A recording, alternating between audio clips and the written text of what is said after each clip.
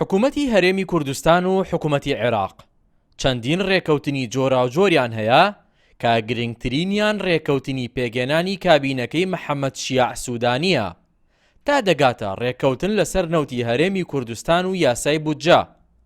بەڵام وەک هەمیشە هەوڵ هەیە بۆ ئەوەی گرفت بۆ ڕێکەوتنەکان دروست بکرێ، بۆیە ئەگەر ڕێز لەو ڕێکەوتنە نەگیرێ بەردەوامبوونی سەقامگیریە ڕێژەیەکەی ئێستای عێراق دەکەوێتە ژێر پرسیارەوە.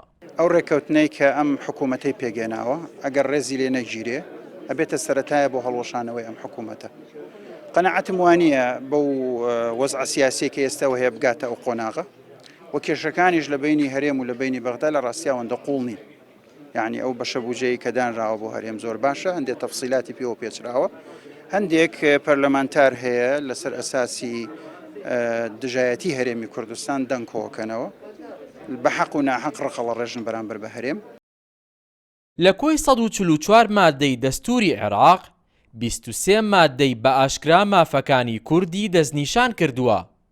ڕێکەوتنی هەرێم و بەغداش لەسەر بنەمای دەستور کراوە، بۆیە ئەرکی هەردوو لایە پابەندی دەستور بن.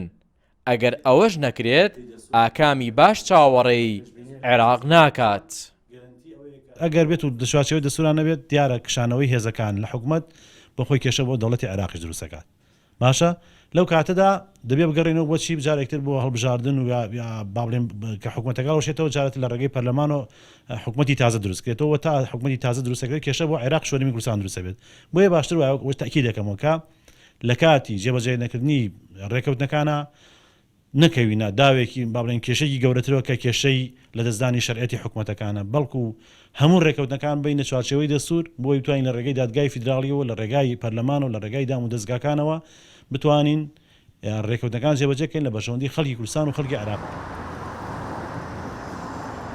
ساڵانێکە لە بەغدا ئەوە بۆتە نەرید کە بەشێک لە لایەنەکانی عێراق لە ڕێگەی سزادانی خەڵکی کوردستانەوە سۆزی شەقامی عێراقی بۆ لای خۆیان ڕادەکێشن. بەڵام دۆخی ئەم جارە تەواو جیاوازە، چونکە بەپێی یاسا و دەستور حکوومەتی هەرێم ڕێکەوتنی کردووە و بیانووی بەغدای نەهێشتووە بۆی مافەکانی نەدات. بۆیە هەر پابەندەبوونێک بە ڕێکەوتنەکان پێچەوانەی دەستورە.